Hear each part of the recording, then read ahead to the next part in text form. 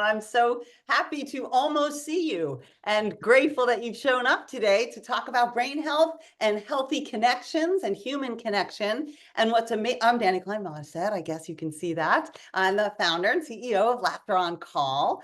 And our guest today, I've actually known for years through the laughter and health community and the Alzheimer's community. She is, I'm just going to read you some of the highlights because she has an extensive career in this area. It's Kathy Laurenhue, as you can see, and she is the 2022 National Mature Media Award winner. That's pretty cool. And she's written several books for caregivers, for seniors, and for seniors. The Alzheimer's Basic Caregiving and Creating Delight, Connecting Gratitude, Humor, and Play for All Ages, which we're going to be talking about because we actually have that in common. She is also the creator of Wiser Now, Inc., and that is a newsletter and a whole community that supports nature, nurture, and fun. And I am so delighted to have this conversation with Kathy, a word she really loves, delighted. It's in her title. So let's please welcome Kathy Laurenhue. Kathy.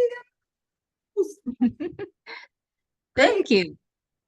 You want me to talk about a little bit about that. So I will tell you that the delight is, I love the word delight because delight is obviously that happiness is something that is wonderful for us, but it has an element of surprise to it, like it's unexpected joy. And that's what I really love about the word. Plus that it's about light, and everything about light appeals to me. It's about enlightenment. It's about lighthearted. It's about seeing the light in all these different ways. So that's why I called it Creating Delight. Go ahead. Awesome. Well, I have to just say though, Kathy, have you always been this light and delightful? Can you give us a little backstory of how you came Okay. here to have this wonderful energy and presence in a difficult situation? Yeah, it came from tough times, and I think that's true of a lot of people, that you overcome something and then you say, okay, this is who I'm going to be. I'm going to be resilient, and I'm going to be positive and know that I can get through whatever I have to get through. So the difficulties in my life really started in 1991 when my parents were in a terrible car accident. And my mother at that point had had dementia for about 5 years. So I was to the point of I had to help with her bathing and dressing and that kind of thing, and meals and all that as well, of course. And she had further injuries in the accident and she had 12 broken bones. So she had to be in a nursing home for a while at that point. And I realized that the people in the nursing home meant well. I mean, people don't go into work and say, I'm going to be mean to everybody today. Huh. They meant well, but they didn't know how to deal with somebody with dementia. And particularly, my mother was nonverbal for the last 5.5 years of her life. Occasionally, something would pop out and surprise us all. But basically, she never said a coherent word after the car accident. So um, I, as somebody who was nonverbal and who was really helpless in every way, they weren't sure how to deal with it. And so that's when I realized that I had to put to work my background, which is training, and put it to work, particularly in the field of dementia. So I found what we call in the training world a SME, a subject matter expert, whose philosophy I agreed with.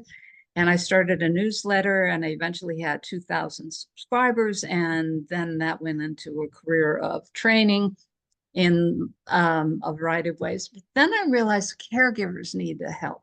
It's Right. not just that they have to be trained how to take care of the person with dementia, but they have to learn how to take care of themselves. And they have to find the joy that's left in the relationship and in life in general. And that's then where I started going into all the other things that I've written since then about um, trivia quizzes and word games and discussion topics and all kinds of things that can engage people and work with both the caregiver and or just older adults. It doesn't have to be a caregiver. Excellent. Um, I have a so quick that's it. question. You mentioned an acronym that I'm not familiar with. A SWE? You find someone who's a SWE? SME, SME, a subject matter expert. And that's what trainers do is they, Yeah. if you don't know anything about it, but you have to write a training material, you do research, and research is now it can be AI and all kinds of other things. But at the Right. time, it was a human being Oh and who gosh, was let's hope it's still human beings. We don't yeah. want SMAI. Mm, no. Um, I want to ask you one other question, just because I think maybe people will be curious about your eye patch. So, Okay. So yeah. yes, 3.5 years ago, I had a brain surgery for a benign tumor, and it was an 8-hour surgery, and it was very difficult. And I, that was another thing I had to recover from. Um, it left me with double vision, and double vision on its own isn't a bad thing, but mine is one eye sees where things are, and the other eye sees things at a slant. So they don't ever match up. You can match them to to overlap, but I still see two things, one slanted, one straight. And because that means I can't navigate, I can't walk because I don't know which one is real. And the slanted one makes me fall over. If I take that as so I wear a patch. And I've just learned to wear a patch. So the eye sees very well. It just doesn't see things where they are. And that's a Right. big, And you don't so just that, wear a patch, you wear a patch with an eyelash because, well, because as I told you yesterday, I was scaring little children in grocery stores with my black plain eye patch and my mask in the days of the COVID and everything. oh, wow. So I decided not to look like the old witch and make it a little fun. Totally festive. All right, I definitely want to hear about your tips, your caregiver training, but there was a quote that I came around about, came to me, if you will, this week. And I really want to share it with everybody because I think it speaks so much to the perception of what jokes are and what humor is and etc. So here we go. The case against laughing is that it makes a leader come off as less serious. This rests on a common misunderstanding that laughter is primarily a response to something funny. Research over the past few decades, however, has backed up what philosophers have said for over a century, which is that laughter is inherently social, more about relationships and communication than jokes. And that is from the New York Times. So that is really exciting that people are beginning to understand that. And I know you have an opinion about that, Kathy. I have a very strong opinion about that because I am fighting all the time against people who say that laughter and humor are fluff. They are survival tools. We need them. And it's, as the New York Times said, it's social. It's social. It's people aren't laughing necessarily because something is funny. Often they are laughing at, ain't it awful? And then you say something that's really awful, some dumb rule or something that you're dealing with. Um, and you laugh together about it. But it's misery that you're laughing about. It's not necessarily anything that's very funny. And that idea that it enhances socialization is really important to me because the number one thing you can do for well-being and aging is to keep your body moving, keep exercising, at least move. Don't just sit. But the second most important thing is socialization. You have to have friends around you, people whom you value and who value you. Mm. And so you need that network for socialization. So laughter is a great way to go with it. Yeah, that's very interesting because as everyone knows, my mother died of Alzheimer's and my father-in-law also passed from Alzheimer's. And we often talk about, my husband and I, like each of them lived alone for Mm. the last 15 years of their life, 10 to 15 years of their lives. They lived alone and watched a lot of TV by themselves. And, definitely there's research saying that that is not healthy and good for the brain, that kind of isolation. So that's why I am a proponent of group living.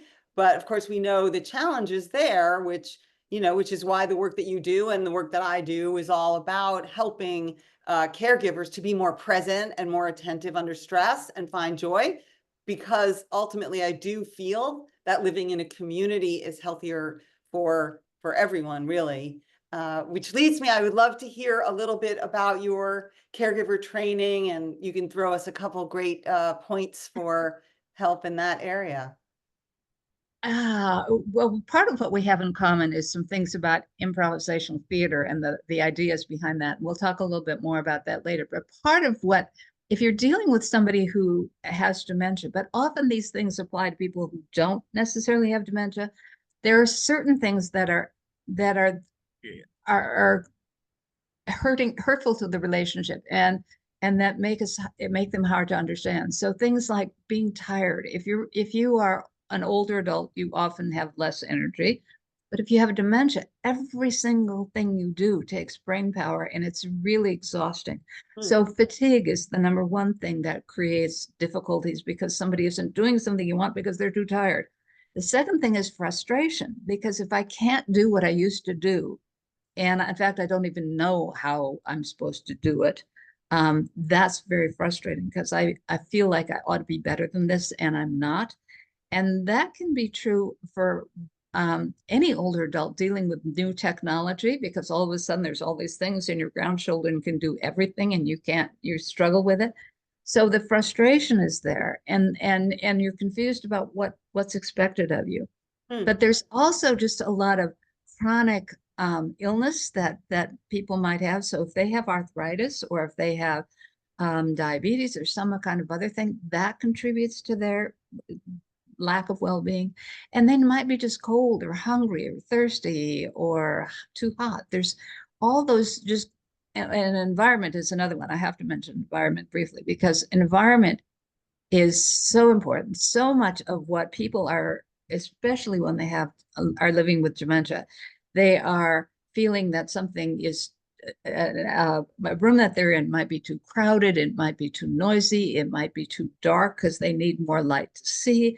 They might it might be too cluttered. They're not sure where they're supposed to sit even, and their body with dementia, their proprioception is off. So just getting seated is much more difficult because they can't really tell where their body is in space. So there's all kinds of reasons for why there might be difficulty in the relationship. And so you need to start from there. And then you can talk about, okay, how do we overcome all of it? Right. And so identifying all of what you just said, the fatigue, the disorientation, the frustration, that is helpful to a caregiver because that's the baseline. Should they be curious to ask, to try to ferret out, like, okay, what are we dealing with in this moment? And I do want to emphasize the moment, because the moments change all the time. So so that is from what I hear you saying, it's in the best interest of the caregiver to stay present and curious so that there is less frustration. Yeah. Yes, if they're a family caregiver, they should know the person well, but sometimes that's to their disadvantage because they know what the buttons are to push and they push them and they have to refrain from pushing those buttons. Hmm. If they're a professional caregiver, and knowing as much as they can about the person to know what's calming for that person, what their preferences are in terms of where to sit or what to wear or what to eat. Knowing them will prevent a lot of problems with that. But the other is just recognizing that those things are present. And so those are what are contributing to them. So often a caregiver will say, well, he's just being stubborn. Oh, And if they were just being stubborn, they'd have a different diagnosis. That's not part of it. They're trying their best, but they don't know what's expected so often, or they're too tired, or they're in pain, and all kinds of other things like that. yeah. So I think it's about empathy, right? And it does Mhm. feel like you need an endless reserve of empathy to be a caregiver. And that's something I definitely observed with my mother. It was just amazing to me. I talk a lot about courage with caregiving because it just seems amazing to me that you show up and every day, like, you have no idea what you're going to be dealing with. And I often joke, when you're a comedian, when you stand up, people always say, "Oh, stand-up comedy, that's the hardest thing in the world. That takes so much courage. I could never do that." And I always think, like, really, when I look at caregivers, I'm like, because, like, stand-up's like an hour, you go home, you eat a pint of ice cream, you go to sleep, but like caregiving is it's can be relentless and feel relentless, and you have to keep finding the resources within yourself to keep showing up. So I'd But love to if talk about that. Yeah, that's part of what we were talking about yesterday too, is there's that the first improvisational is to say yes and part of that is understanding where the person is coming from.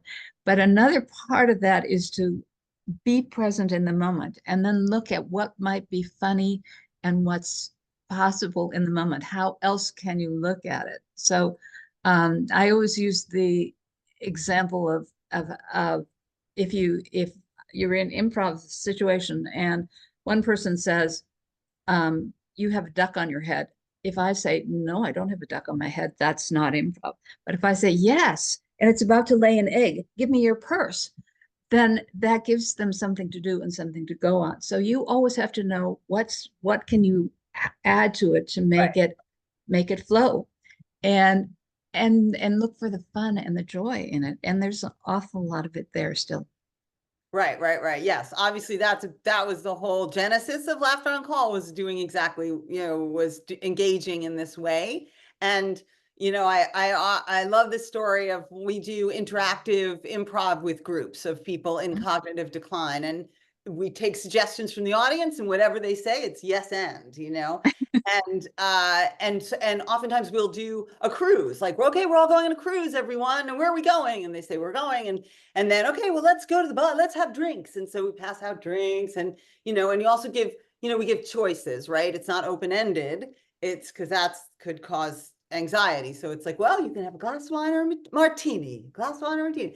And I walk up to this woman, and she's in a wheelchair, and doesn't have much expression on her face, but I'm like, hey, hi, we're on the cruise. Would you like a martini or a glass of wine? And she said, shut up, shut up. And I was like, obviously completely got my attention. And I was like, yes, I am going to shut up. What is going on?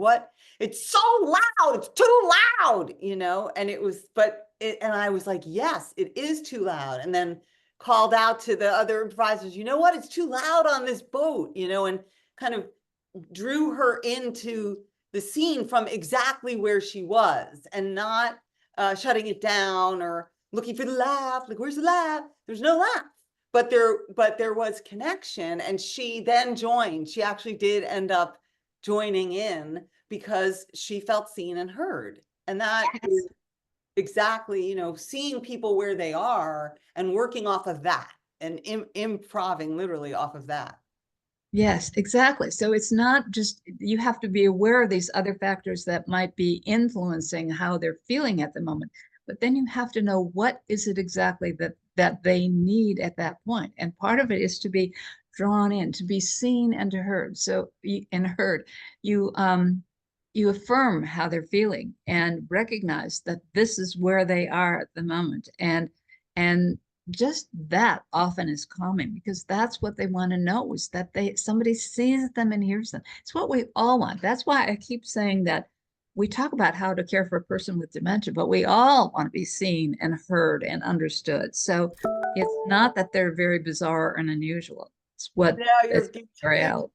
You're totally bringing back memories for me, Kathy. I remember I brought a friend of mine over very early on when my mother had moved here, and she's an entrepreneur, and she's like always on her phone, and she was sitting with my mother across the room, and she's on her phone. And then my mother turns to me and she says, she doesn't want to be here. She's done with me. And I thought, right, that's right. That is what it feels like. When someone picks up their phone and you're in their presence, it feels like, well, okay, I guess they're done with me. And that's kind of that, again, like, people don't appreciate your use even of gratitude and joy in this really stressful context. But like, I thought that was really funny because it was the truth. Because it was the truth. Yes. And that's another thing. You never underestimate what people with dementia are understanding, because they are very attuned to feelings and atmosphere in the room. They can read that very well, really till the end of their lives. So we ignore them at our peril. yeah. Do you have other examples? I love hearing them.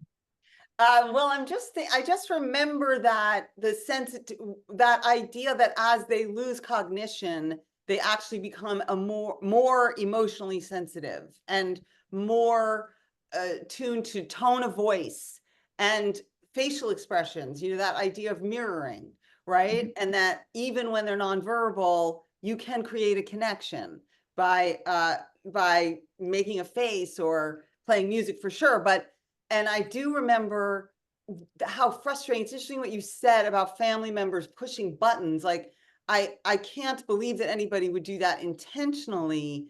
And yet I did observe, like, oh, Mom, I told you that already, which was like crazy to me. But people just get very, very frustrated, and in that the person is not who they know them to be. And so they're just frustrated in the moment, and don't have proper training, which is why I love doing like family workshops, and getting the extended family in together, and like, but it requires, of course, an admission of a problem.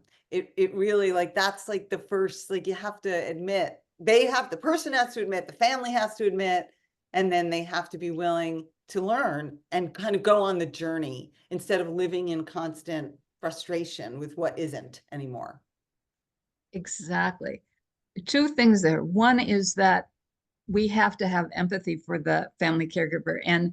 And one of the things you mentioned yesterday, and I want you to mention again, is about mistakes. We all make mistakes, and we do things we wish we hadn't done, but that doesn't help anything. I always say, do not should on yourself, because you can should and should and should, but should does not solve anything. And you have an expression. I do. Oh, Yep. what is it? Human something that Kathy read it. I was like, yes, I wrote that. Humanism. Um, No, but what makes I me, should have set you what, up better. Let go of. oh, letting go of the moment before, of course. Well, of course, that's a big one. Oh, thank you. Thank you, Janetta. Yes, Pilates, that's what they're talking about. I thought it was some funny phrase. So Pilates is my 8 tools for self-care and creating connection through all stages of cognition. And it's it just put in the chat there for anyone who can see: breathing, honesty, imperfection, letting go of the moment before, appreciation, timing, yes and silly. And so when I have time, I love to do, we have exercises that really illustrate and get in your mind and your body all of these ideas for caregiving. So really wonderful. And what I was saying previously to Kathy is that a lot of our concepts come from improv, but some of them come from stand-up. And that's my background, because I taught at UCLA for 10 years. I taught stand-up. So I can't help but put the stand-up tools in as well. And letting go of the moment before is such a big one. It's a really big one for comedians, right? Because if you say a joke and it, crickets, you can't like go in the bathroom and cry. I mean, you can, but you really should move forward and get to the next joke. So that is what the letting go of the moment before. That is actually also, interestingly, in a book that I wrote about marriage called Take My Spouse, Please. And and it's about staying. It's about using the comedic principles from that UCLA class and using them in your marriage to have a happier, healthier marriage. And letting go of the moment before is one of the chapters in that book as well, because it's so important for all relationships, but certainly for marriage, right? You have to let go of them before. Now, what was really so compelling to me in those early years with my mother in cognitive decline was, oh, light bulb, like, it's the same situation. I mean, it's the same principle of, because I could be with her and she would look, oh, very, very upset about something. And I would, it would just break my heart. And I'd be, looking around like, what can I do? And then I'd look back and she'd be like waving to someone across the room. And meanwhile, I'm still upset. So I had to learn, like, oh no, it's fleeting. There is a childlike quality to it, in that it's just in the moment. And if you stay too invested in any one moment, it's talk about exhausting. That is really going to defeat you. And you'll also miss the moments where there is joy, because you're hung on, no, but she doesn't do this and doesn't, it's really staying flexible. So important. And so, yeah. And then you were talking about mistakes, you know, and imperfection, you know, I have a lot, we do a lot of work with that, and we do it across all populations in terms of creating human connection, because perfection will definitely cut that off. Give me an example. Give you an example. Oh my goodness, now I'm being interviewed. Hang on. But this is a conversation, remember? Kathy cannot stop teaching. We love this stuff. Yes, wait, imperfection. Wait, I had such a good one too that perfect one. So my father died of cancer 30 years ago. The hits just keep on coming, folks. But it was very painful and sad, and everything that you read about cancer, it was morphine drip, the whole thing. But people came to visit him until the day before he died. They would read to him from the New York Post. And then my mother was diagnosed with Alzheimer's, and very quickly she was down to like 3 friends who would visit. And here's the thing. So there are people who say, no, you know, I just want to remember her the way she was. I don't like these people. And I think it's very dangerous given the exponential population growth of people facing this disease. That's going to be really rough. Now, there are also people, though, who would come and who want to come, but they're afraid and they don't want to do it wrong. They don't want to make a mistake. And so they keep stalling and stalling. And so they don't come and they don't come. And then it's over, you know, and then they have to live with that. Like, we have to live with that if we don't show up. And so that is a very big part of the Laughter on Call mission from the beginning, has been giving people tools to show up, just be really like, okay, here's some things you can do. And you know what? We can go to the videotape like this is a sporting event, Janetta, Yes. because we have Let's go to the video that demonstrates it. Go. Yes, we have a video that I did, gosh, three years ago, maybe 4 years ago, very popular. It's 5 ways to have a successful visit with someone with dementia. So here we go, folks. Let's see. Oh, we just need some volume. Can you guys hear it? Because I cannot hear it. Oh. I just read this article that said people with dementia need friends too. Yes, they do. And it's so interesting because my father died of cancer 28 years ago. Hear this. You heard this already. People came to visit him until the day before he died. And then my mother was diagnosed with Alzheimer's, and pretty much within 6 months, she was down to 1 friend. And the interesting thing is, of course, there's always going to be those people that say, I just want to remember her the way she was, which is. But there's also those people who really do want to visit. They just don't know what to do and they don't know what to say. And so in honor of the last day of Alzheimer's Awareness Month, I can give you 5 tips, things you can do to have a successful visit with someone in cognitive decline, because it's totally worth it. Number 1, bring food. You can break bread, bring a donut, bring a cookie. Maybe don't bring Ezekiel toast, not that tasty, but you can bring food and just share it. Number 2, play music. Play some music. My way. Before 1960, they loved that music. Another thing you can do, bring some photos. Look at that. That's me, yeah. And you can make up stories about the person. Just tell a story. It doesn't have to be true, but you can talk and engage. And maybe they will participate, which would be great. Also, you can dance. You can dance. You can make it up. You don't have to be a good dancer. You can just bring that kind of energy. And last but not least, maybe they don't talk anymore, but you can make a funny face. You can make a funny face and they will make that funny face back. It's a little thing called mirroring. And you will have made that connection because they are in there. And so that's my gift to all of you.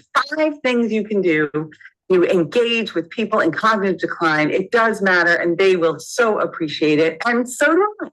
Bye-bye. All right. So you all had to hear that story twice, but go ahead, Kathy. Yes, so I agree with all of that. Bringing in photographs, for instance, is something that is really helpful, but they have to be large photos. They can't be those little tiny things where you can barely see a face. They need to be large enough so that they can see them. Music is always great. And one of the things, if they're not dancers or they can't move as much, one of the things that I use is a pretty scarf. And I give that person a pretty scarf and I use a pretty scarf. And then we just wave it. And we wave it to the music. And that gives them exercise. As soon as you move your arm above your heart, you are giving heart exercise too. So you are getting good exercise while you're doing it. You're creating beauty while you do it. And people's eyes are people, and I mean people, not just people with dementia, but people's eyes are drawn to movement and to novelty and to something beautiful and to something unusual. So all of that goes with having a scarf, for example, as something. But the other is, so all of your ideas are really great. And I do a lot of silly faces too, just because I have a silly face sometimes. But the other thing is that I want to say about conversation, and that's what people have such a hard time with. What will I say to her? I don't know what to say. And the thing is that I give people ideas for conversational helpers. So if you say, if you make a complicated open-ended question to them, they won't know what to say. But if you say, your granddaughter is adorable, and she's so full of energy, I bet she tires you out. And there's a yes or no answer to it. They can say yes or no, and it doesn't matter. It's their opinion of things. So anything that they can give their opinion on, anything that they can give a single word answer to, that's helpful. But the other thing is to give that, so it's that idea of it, but it's not always a question. It's give them a statement to react to. So for instance, if I say to somebody, and this is my favorite example of this is I have a good friend who is a colleague and has done a lot of things. And she was greeting a bus of residents that were coming back from some sort of outing. And this one woman got off the bus, had such a big smile on her face. And my friend Joyce said, you look like you had a wonderful time. And she said, I did. What did I do? And she had no memory of what it was, but she had a feeling that it was wonderful. And that's one of the other things is that sometimes you can create that moment of joy and it lasts a lot longer than you think it will. So there's just lots of ways that you can engage it. But I do use props a lot. That's the other thing I want to mention. So the scarf is one, but often you can do something where you're with your hands. There are certain puzzles that you can just rearrange things, and it doesn't necessarily have to be there's a thing called scramble squares, and there are 9 pieces and you can just rearrange them, and they come in all kinds of different designs and things. And there's a new one out called shuffle squares that I also recommend. But it's a matter of having something that you can engage with, like the photo album, the photos, kinds of things. And the more you have something that you can concentrate on, you don't need words. You can just say, because your presence and doing this together says, I enjoy being here. I am glad I am here. And it also doesn't have to be a long visit. You can be there for 15 minutes and that can make a huge difference. You don't have to say, oh, what am I going to do for an hour? You just say, I'm going to go in and enjoy this person for 15 minutes. And that is so comforting to hear, because I remember those 20-minute visits and I remember feeling guilty about them. Like, why can't I stay longer? And I remember a lot of coloring that went on, a lot of coloring. And I, even in the very beginnings, my mother was a very tough New York City real estate person. And the idea, and she was not nice. Sorry, Mom. And very judgmental, like everything that you would think a New York City real estate person would be like. And very judgmental, didn't want any caregivers, the whole thing. And we had a care manager, and she said, she just really wants someone to sit and hold her hand. And I was like, oh, no, I don't think you mean my mother. Like, I don't think so. But it was, fascinating to witness that by the end, she just wanted someone to hold her hand, like just being present. And I really think people don't understand that. It might be that they're afraid, but I also think it's what you're talking about, where they don't think it's good enough. It's not good enough. I'm not going to do that. What does that matter? And I think what we're both saying is like, yeah, it matters and it's worth it for yourself and them.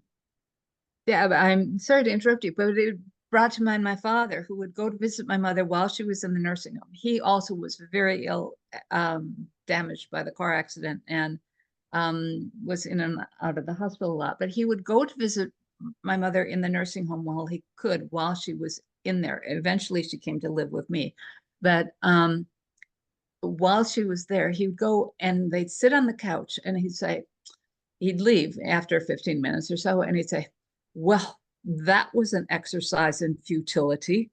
And I would say, no, Dad, what you don't understand is she loves your voice. You are it's the familiar voice.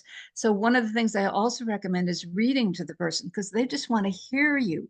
And if they love you, they want to hear your voice. And women in particular tend to like men's voices, because in nursing homes, it's mostly women and they don't hear a lot of male voices. And they remember the voices of their sons and their husband, and they really love those male voices. So if you can read to them, if you can just talk, that's fine. But if you can read to them, that gives you a way of engaging with them, and they get to hear your voice, which they love, and you don't have to make up any conversation. That's amazing. It's so interesting because we pair people one-on-one, a comedian with someone with Alzheimer's, and often I will do opposite sex just because it tends to be more engaging, but I hadn't thought about it from the perspective of missing a husband or a son and that resonance. So that's super, super interesting. But, Mhm. No, go well, ahead. I said that's a great segue into learning more about your corporate training that you do. So can we Oh, talk about because I that? talked about men. Well, yes. Okay. Can we go back? Yeah, I did just want to tell this one little anecdote also about that, the showing up and the value of showing up, because very early on we did an episode of The Doctors, that daytime TV show, and it was me and the guy who was working with my mother at the time, and The Doctors has four panelists, panelists, I guess, and they're doctors, obviously. And there was one more senior one, and a very distinguished looking man. And we were telling the story, and they had a beautiful like B-roll of my mother and this comedian. It was very warm and heartfelt. And then suddenly the camera like pans to this guy on the panel, and he's teary, and he's like, and of course that's really good TV. And he's teary, and so the other panel's like, what's going on? Why are you crying? Or why are you moved? And he said, well, I'm just realizing that I could have shown up more for my mother. And it was so, it really was, it was just such a beautiful moment, and also such an illustration of even more, even more so why I'm as passionate about this, because I think it's really hard. Like, this is going to sound cynical because I have two parents that have passed, but like, they're going to go, and you're going to live the rest of your life. And so how are you going to set yourself up to not feel like that, right? Like, not feel like a missed opportunity. And I've been teaching a memoir class to 85 to 100-year-olds for 4 years. And they tell stories every once in a while. One of them will tell a story at that age about a missed opportunity with a parent. Like, it still lives with them. And so I think whatever we can do to help people to show up, and I think acknowledging that even a 15 minutes, like, you're good, like you're doing good, you're showing up. And I guess I feel very passionately about it because I've said it like 6 times. So if we have any questions, please feel free to put them in the chat. We'd be delighted, keyword today, to answer them. And I'm wondering, Kathy, if there's anything else that I'm forget. Well, definitely also in the silence, something that we've discovered is appreciation. That in that quiet, you can find something to express about that's positive about either the person or your life, like bringing positive to it. Okay, there are questions, so let me see where they are. While you're looking it up, I want to just reiterate and say that's exactly it. That if you can think of the values that your parents taught you or your spouses taught you, whoever it is that you're caring for, and say, I so appreciate you. It may or may not get through, but it makes you feel good and it creates an atmosphere of good. So you can't always change the environment. It might be loud and awful, but you can change the atmosphere by what you say and how you present yourself. If you come across as cheerful and loving, that will make a huge difference. Yeah, there's actually a study that Harvard Gerontology did that if the person being cared for by a depressed person has a 10% faster decline. So it really, and that's something that I talk about in caregiver training, because caregivers by nature don't tend to be selfless people. They're not people who necessarily want to focus on themselves. But when you say, by the way, in caring for yourself, you're actually going to be a more effective caregiver, then they'll do the breathing and the meditation and all that. Okay, so the question is, should the 15 minutes be several times a day or only once a day, perhaps dependent on the condition? Yeah. Did you want to say an answer to that, or can I go ahead? Go ahead. I would say only once a day is fine. I don't know very many people, if they're going to a residential care community of some kind or wherever it may be, who can do it more than once a day. And for many people, once a day is too often. It also depends upon what you do with it. I mean, maybe you're sharing an ice cream cone or something like that. So, and it has to do with what you're doing, but also has to do with the condition of the person and what they can tolerate. And sometimes I'm thinking of, I have a brother who died also of dementia, and he was in assisted living at the end of his life, and he was in a coma at the end of his life. And I spent a lot of time just stroking his arm and just telling him, remembering childhood things that we had done together, and telling him I loved him and all of that sort of thing. So, but stroking his arm meant a lot to him. So the touch can mean a lot. He was in a coma, so I don't know if he'd been not in a coma, he might have objected. I don't know. But I think that we underestimate just how little things can do. So it could be, yes, sharing something to eat. It can be touching that person. It can be, but it doesn't have to be often. It's what makes you comfortable. Because if you aren't feeling comfortable about it, if this is an obligation to you, you're not going to come across as that cheerful person. Right. I mean, a that's lot of tricky, places. right? Because we're kind of saying two things. On the one hand, we're saying face your fear and show up. And then on the other, it's like, but if you're really not into it, don't show. So how do you, and I think the bridge between that is to have concrete things to do, is what we've talked about here today, specific. So, okay, I'm going to bring in a cookie, and we're going to have this cookie, and then I'm going to show 3 pictures or play one, like to have almost not a curriculum, a schedule, if you will, a checklist. So to anchor yourself in the same way a comedian has a set list, like, okay, I'm going to do this, and then I will feel complete, because, and I'm not going to have my engagement be a function of whether what I get from it.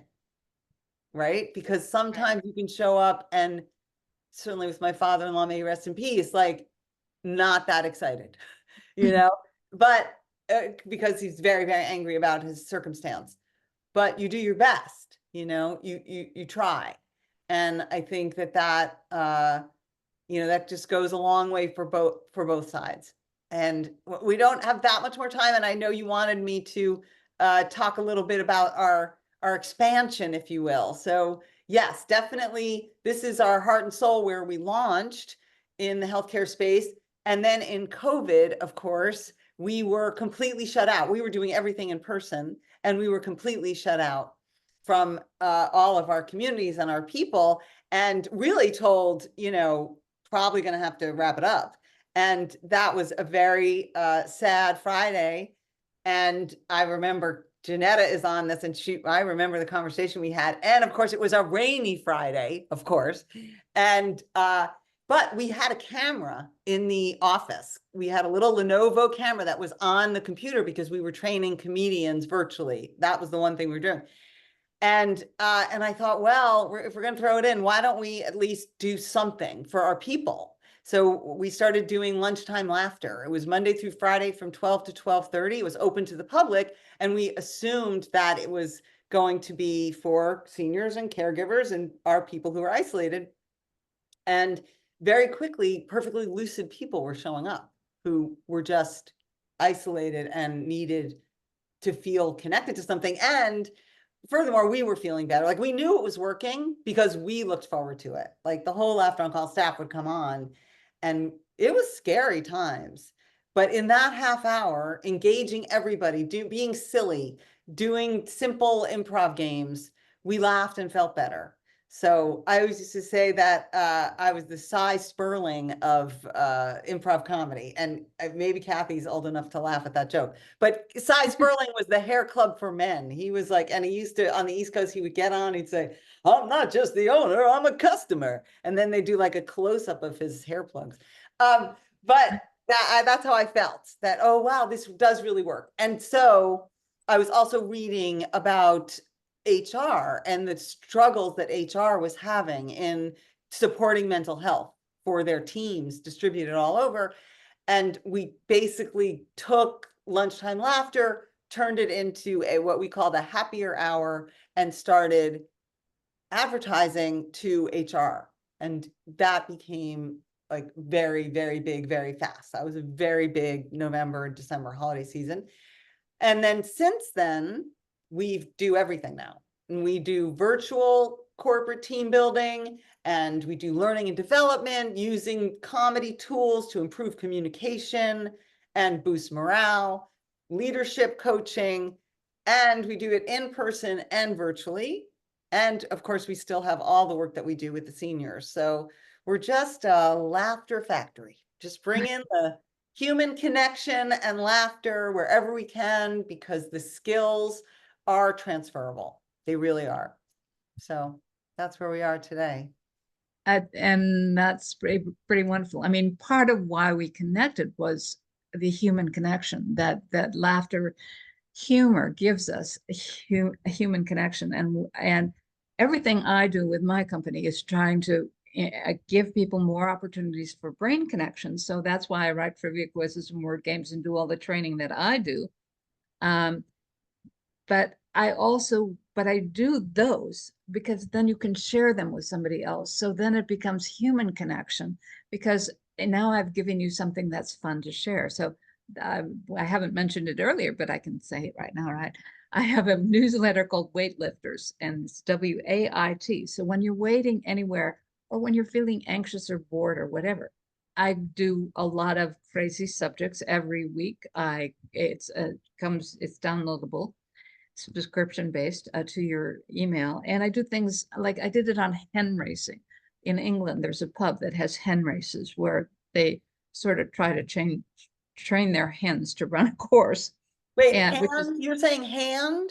No, hen, Hen, hen racing, yes. Like, and I talk about yes, Swiss cheese baths. In Switzerland, you can take a Swiss cheese bath, really bathing in cheese. So I do quirky subjects, and that's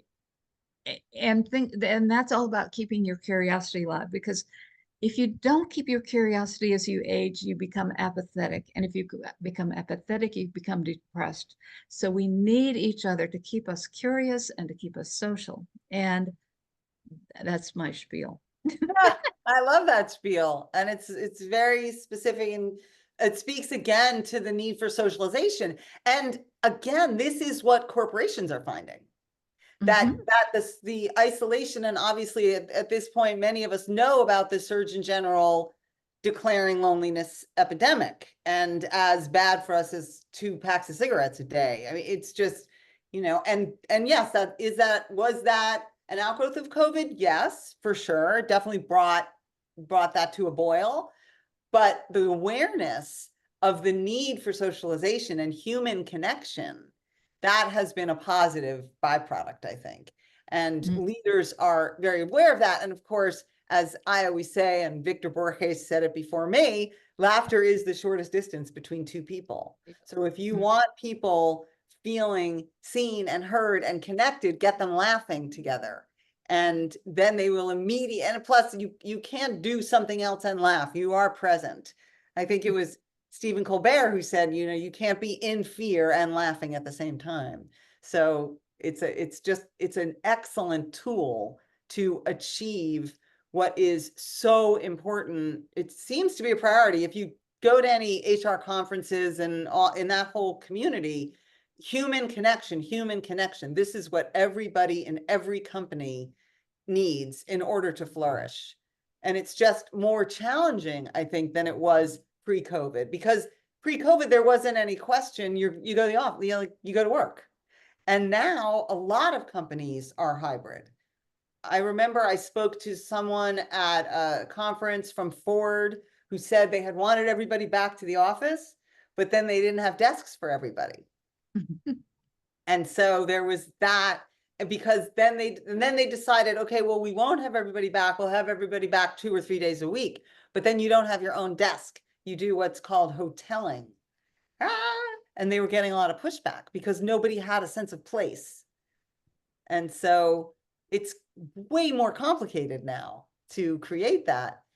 And I'm not, you can't solve everything with laughter. I'm not that naive, but it's a wonderful start point to have a conversation that is otherwise very challenging, because it immediately puts us in the same moment together, feeling seen and heard, and like, oh, you laughed at that, I laughed at that. Okay, well, we at least have that in common. Like, we got that. So I think that's what's contributed to how fortunate we've been as a company to stay busy and to kind of, what would be I'm thinking of the word evangelism. Geez, it took me a minute. The laughter evangelism that we engage in. So anyone else, if you have a question, or Kathy, anything you'd like to leave us all with? Anything coming up? We put your information in the chat. Okay, I do want to say you make such a distinction between affiliate humor and non-affiliate humor. So would you say a few words about that? Sure.